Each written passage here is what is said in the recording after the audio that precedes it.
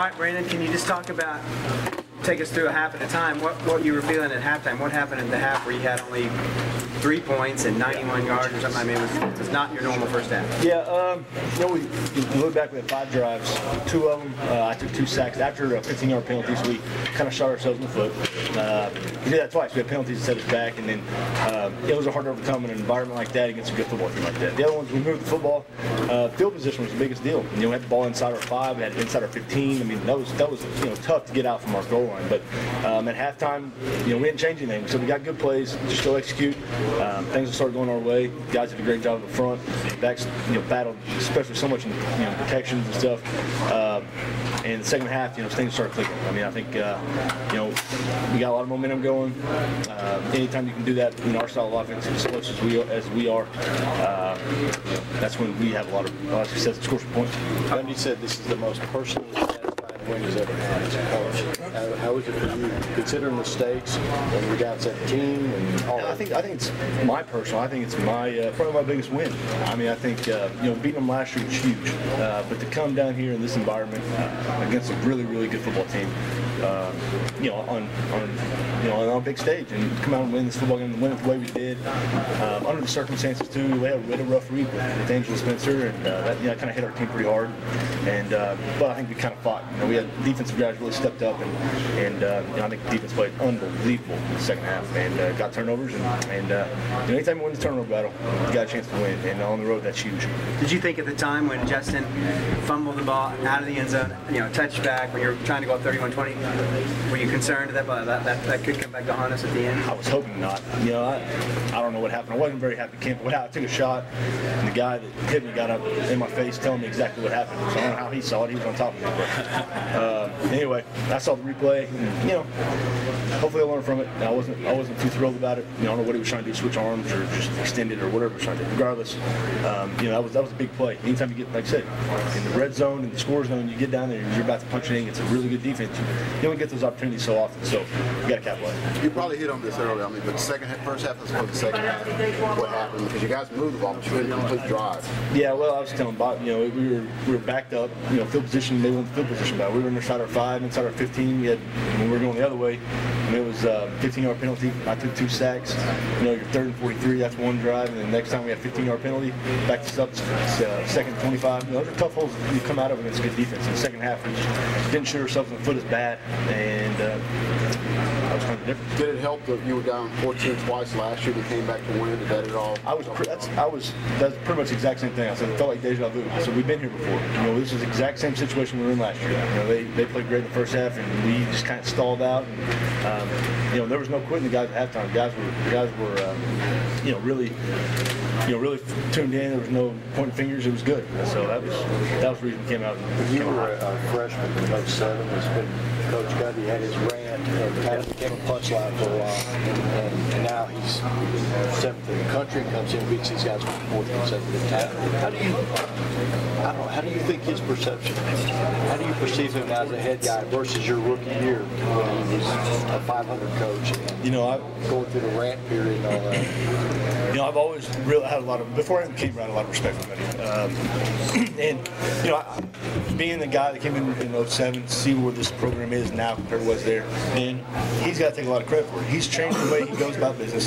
He understands the style or the dynamics of college football these days. He's a player's coach. Guys love playing for him. We always have his back, and he's adapted to the personalities we have in our locker room. That's been the difference. He's I'm extremely happy for him. 1, but 2, just I can see it year by year. We get better players. We also get more discipline. We get everything. It's just all the pieces are falling in that large part to him. It just seems like Brandon, after the rant, it seems like he might be kind of branded by that forever. And that's not really mentioned much unless he's joking about it. You know what I mean? It's like the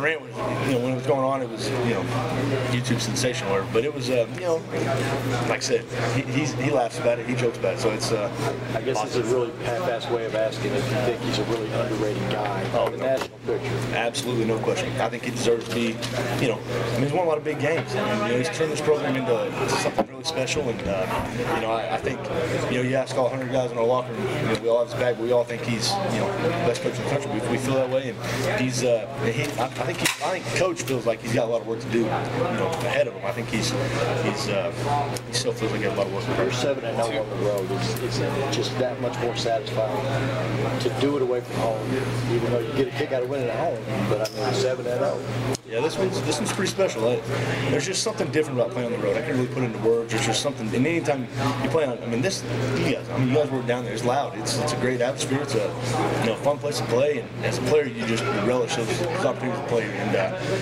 I think the road stuff. I said Monday. I think guys are just oblivious to it. I think guys enjoy it. They soak it all in and feed off of it. And that's I don't care how many times we throw it. I don't care how many times we run it. I don't care any of that stuff. As long as we win big games on the road like this, and it's huge for our program. And it's huge for the guys in the locker room. 62. Well, what I thought the other night against Arizona 53, I was like, I'll never throw the ball that much times. So 2 out of 3 weeks that you guys set these records. Is it a change, or is it just taking what's given to you? Tonight, I think it was really just taking what they gave us. I didn't force many throws. One I did down the end zone. I got shot. They brought those 0 blitz and took one on the chin. And but I felt like I made pretty good decisions tonight. I felt like I just took what they gave us. Didn't really, try to do too much, and that's why we, didn't turn the ball over one, and we were able to move forward. To score on that first drive of the second half to get things going, how key was that? And just kind of take me through what you saw on that drive that started really the rhythm of the whole second half.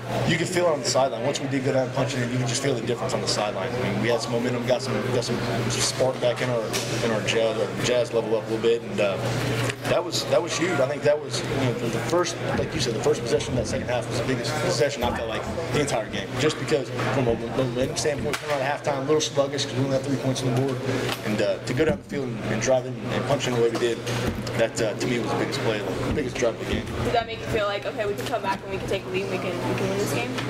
Absolutely, yeah. I mean, I thought we could win the game, regardless. I thought that was our mindset. We had been there before. We had felt what it felt like. And it really felt like deja vu. It was unbelievable.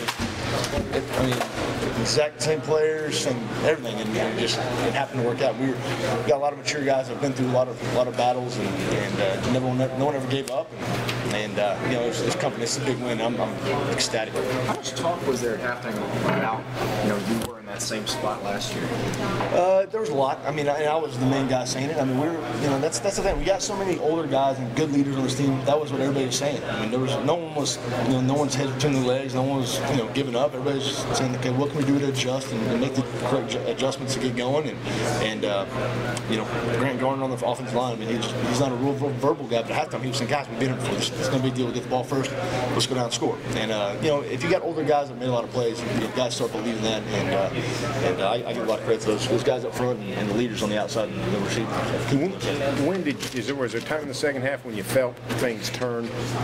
I think I was telling Gina. I think that first drive. I think the first drive of the second half was the biggest drive from a momentum standpoint and from a confidence standpoint. We had put together some yardage-wise pretty good drives, so we just weren't able to get over the hump, I guess. Yeah. We were able to punch one in early, get it rolling a little bit, make it a 10-point game, and like I said, that was huge for us.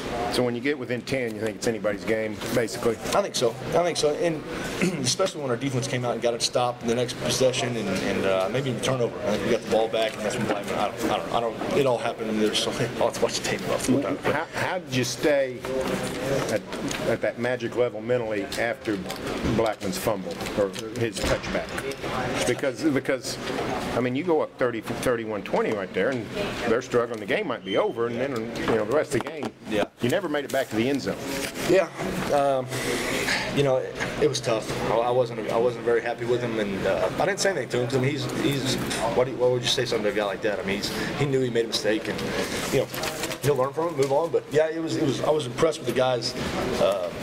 Just kind of rebounding, and our defense came back and got a turnover the next possession and got the ball back for us in good field position. And like I said, it was unfortunate for sure, but crazy things happen in big time games like this. I think one thing you might have known it, but maybe all of America learned it today. You got more receivers than just Blackman. No doubt. You guys had got Josh Stewart, for crying out loud, made maybe the best play of the game. No doubt. That was a big play. How does that help when you can really just spread it around anyway? You throw it to Horton, for crying out loud, with the game on the line. So I was shocked at that play call. That was a good one though. I thought. I've been saying it all along. I've got so much confidence in those guys, and you know, I mean, it takes a lot of pressure off Blackman. It takes a lot of pressure off me, and you got guys underneath like Josh Stewart and Cooper and Tracy and those guys. The underneath guys they're hard to cover because they're so good, you know, finding holes and stuff like that. And so that's tough on defenses. And I really feel like we're eight deep all the way across the board on a receiver, and I've said that all along. And you know, a lot of people probably didn't believe me, but I truly believe it. I thought we had 2 deep all the way across all of our receiver corps, and that shows today. And it showed, I mean, last week. I mean, you see the trend. I mean, every game, guys are getting a lot of catches, you know, and that's, you know, guys are scoring touchdowns. Tracy Moore scored a trip touchdown down a nice catch in the back of the end zone, so it was good. What does this win do for the program? Not does great for this set you up to get all your goals continued, but just for the program. And the game of the day, top 10 matchup. Yeah. You guys win it, coming back from 17 down. What is this? Yeah, I got to think it's going to propel us. I said that game last year kind of propelled us through the rest of the season, and it was so, you know, there's so much on the line last year. I mean, they were a great football team, and that kind of we used that momentum and pushed it through the next few weeks. I got to think it's going to do the same thing. I mean, I don't want to, you know, count my chickens before they're hatched, but I think we've got so many mature guys that will be able to learn from this. I mean, you know, it's not, you know, learning to win on the road against a good team like that, and that's not easy to do, you know, in an environment like that. So I think it's great for our program. I think it's we're taking a step in the right direction, and a lot of work to do, but right now it feels good. When you guys won at Missouri 3 years ago, I kind of sensed, to some extent, you were surprised that they won. A lot of guys were, you know, that was a big upset, even though that wound up being a really good team you guys had. But yeah, it was. Maybe today, not near as much. I don't know what the celebration was like. Gundy even danced. It was so wild. Yeah, you know, it was.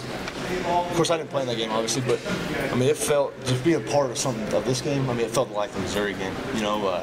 But at that time, we didn't really believe it. You know, we thought we had a really good team. We were working to get a really good team. Whereas now we believe it, and I think it's, you know, that's fun. I wish we could have celebrate like that every game. So now you got to describe to us what a Gundy dance looks like. Oh God, you can't even imagine. I can't even describe it. I've never seen anything like it. Was it the Dougie again? I wish that would be way better than what he does. Is it Elaine Bennis like? What's that? From Seinfeld? Elaine on. Oh, you haven't seen it? No, I'm not a big TV show. That would be way better than what he did. Tim, there's been so much talk about all the conference stuff, and particularly around here with A&M wanting to go and everything. Make it a little special. You guys don't know if Oklahoma State will be coming back here. The fans were chanting Big 12. And just like a tiny little bit of extra on a top 10 matchup. Or I mean, I think for the fans and I think for everybody besides the guys in both locker rooms, I think it is.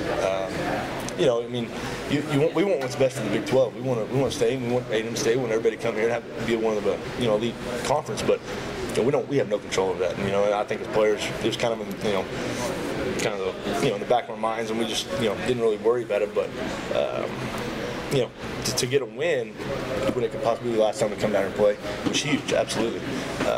Like I said, we hope the best for every school involved. Your receivers made a lot of plays after the catch too, just getting yards afterwards. Just what was the key, do you think, or just how much did that help things?